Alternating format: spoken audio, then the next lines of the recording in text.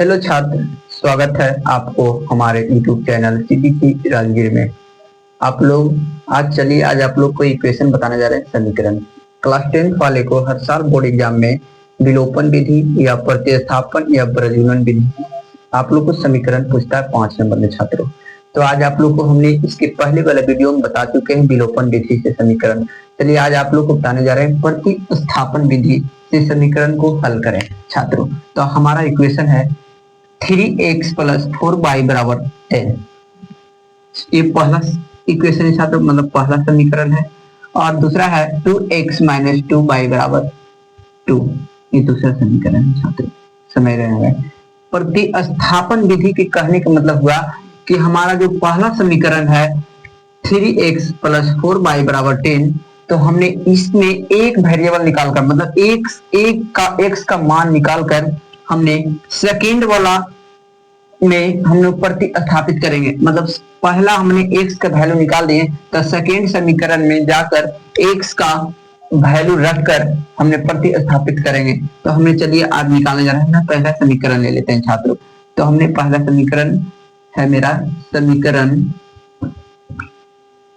1 से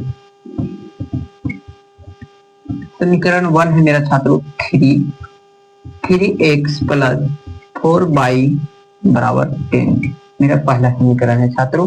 तो हमने इसमें x का वैल्यू निकाल लेता हूं, x का निकालिए चाहे y का निकालिए। तो हमने x का वैल्यू निकालता हूं 3x बराबर 10 और ये प्लस 4y है, हमने बराबर को उस साइड भेज देंगे छात्रों, तो माइनस में आ जाएगा। तो माइनस 4y, समझ रहे होंगे छात्रों।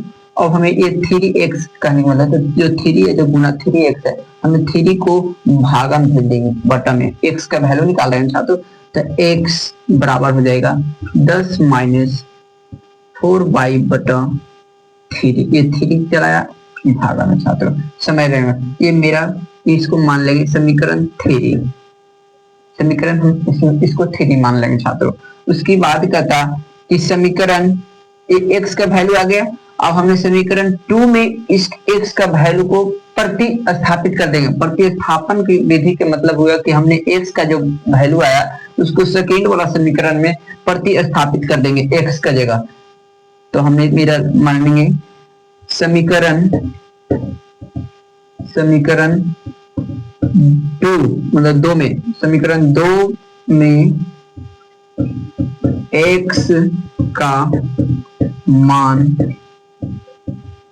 रखने पर हमने लिख दी समीकरण 2 में x का मान रखने पर। तो हमारा समीकरण 2 क्या है 2x माइनस 2y बराबर 2, समझ रहे होंगे छात्रों। तो हमने x का वैल्यू रख देंगे यहाँ। तो हमारा x का वैल्यू 2, x का वैल्यू है 10 माइनस 4y बटा 3 और यहाँ माइनस 2y है, 2y बराबर 2। चलिए अब यहाँ देखिए नीचे जनाएगा नहीं। तो हमारा समीकरण हमने इसको सॉल्व करते हैं। तो हमने 2 गुना है, तो कहने का मतलब कि 2 से गुना करना है 10 में और 4 में माइनस 4 में। तो 10 दूना 20 और माइनस 4 में, तो माइनस 2 4 दूना 8 बाई बटा ये नीचे 3 था, 3 लिख देता हूँ छात्रों, और माइनस था 2 बाई माइनस 2y और बराबर 2।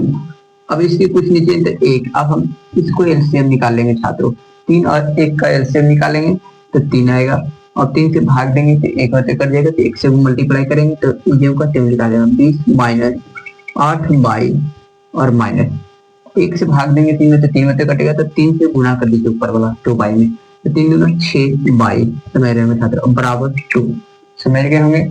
उसके बाद अब इसको माइनस 8 बाई है माइनस 6 बाई है, जोड़ दीजिए लेकिन 3 माइनस का, तो 20 माइनस 8 से 14 बाई बटा 3 बराबर 2। अब हमें ये 3 है जो हमें इसको कहा कि हमें बाई का वैल्यू निकालना है, बाई को मान, तो 3 को गुणा में भेज दीजिए। तो 20 माइनस 14 बराबर, इसको 3 को हमने गुणा करते हैं तो 3 दूनी 6 हो जाएगा छात्रों। अब हमें बाई का मान निकालना है, तो हमें -14 6, ये प्लस 20 है, उस बराबर के उस साइड भेजेंगे छात्रों तो -20 समझ रहे होंगे आप लोग।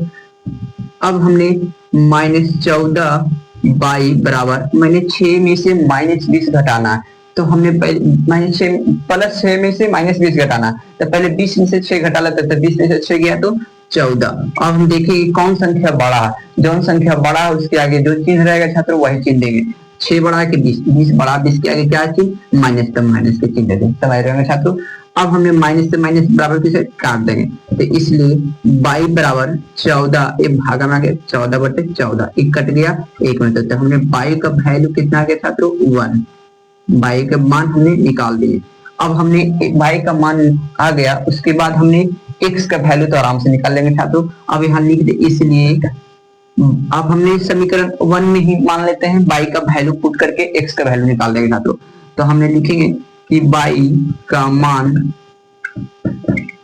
समीकरण 1 में रखने पर तो मेरा समीकरण 1 है 3x + 4y बराबर 10। दसें छात्रों, 3x + 4y बराबर 10। अब हमने इसमें y जो का मान जो निकाल के आए छात्रों, उसमें y का मान पुट कर देंगे, तो x का वैल्यू आ जाएगा 3x + 4 और y का मान कितना है छात्रों 1, तो हमने यहाँ 1 लिख देंगे बराबर 10। 3x + 4 में 1 से गुणा करेंगे, मल्टीप्लाई करेंगे तो 4 आएगा छात्रों बराबर 10। अब हमने x का वैल्यू मान निकालने के लिए हमने 3x बराबर, ये 10 है, ये +4 है, बराबर टू साइड में देंगे तो -4 हो जाएगा। तो हमारा 3x बराबर 10 में से 4 गया तो 6 आएगा छात्रों, 6 आ गया। अब हम इसे निकाल देंगे, x का वैल्यू निकल आएगा, x बराबर हो गया 6/3, 3 दूना 6, x का वैल्यू कितना आ गया छात्रों, x बराबर आ गया 2, कट गया ना छात्रों, तो 3 से कटा 6 तो 2 में तो कट गया, तो x का वैल्यू आ गया हमारा 2, तो हमारा x का भी वैल्यू मालूम चल गया 2 और y का भी वैल्यू 1, तो हम समझ गए होंगे छात्रों। तो क्या इसी को हमने प्रतिस्थापन विधि से सॉल्यूशन किए छात्रों। इसके पिछले वीडियो में बताए थे आप लोग को विलोपन विधि से, तो कभी कभी बोर्ड एग्जाम पूछ देता है विलोपन विधि या प्रतिस्थापन विधि या ब्रज गुणन विधि, तो अगली वीडियो में आप लोग को हमने ब्रज गुणन विधि का भी सॉल्यूशन करके सिखाएंगे छात्रों। तब तक के लिए जय हिंद। आप लोग चैनल को खूब सब्सक्राइब कीजिए और शेयर खूब कीजिए, आप लोग दोस्तों को तरफ भेजिए, लिंक भेजिए, उसके बाद आप लोग को हम ऐसे कंटेंट लाते रहेंगे। जब तक के लिए जय हिंद छात्रों।